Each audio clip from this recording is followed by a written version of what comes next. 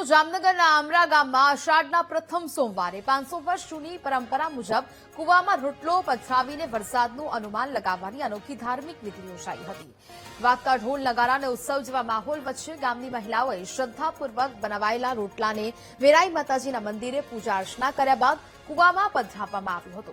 જ્યાં રોટલો પાણીમાં તરવાની દિશાના આધારે ચાલુ વર્ષે 90% વધુ સચોટતાનો દાવો ધરાવતા વક્તારા સાથે સારામાં સારા વરસાદની આગાહી કરવામાં આવી છે.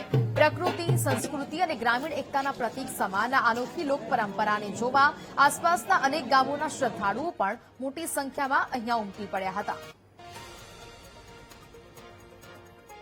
દર વર્ષે આના સમાચાર પૂછું છું અને 9 સાલ વર્ષ સારું આવવાના સંકેત છે. બધાનું કહેવાનું એવું છે અનુમાન કે ઉગમણા રોટલા ગયા છે અને વરફ પાણી બહુ સારા થઈ છે. પાછળ વરસાદ છે. રીત રિવાજ દરબાર લોકો નાખે છે, ગામ ભેગું થાય, સહમત થઈ બધે દેવસ્થાન ધજા નાલ ચડાવે છે આખા ગામમાં. પછી એનો 12 થી 1 વાગ્યા ટાઈમ ને વચ્ચે રોટલા આપે છે.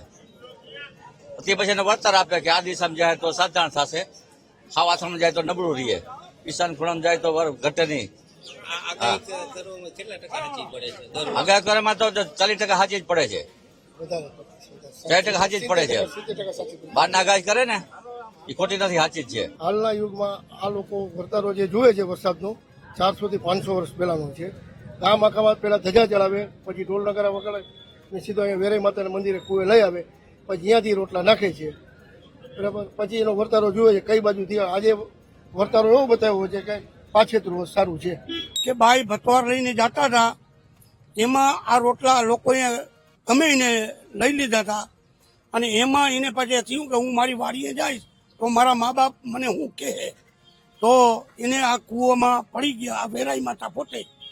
અને એને પછી કીધું કે મારે આ રોટલા જોવે.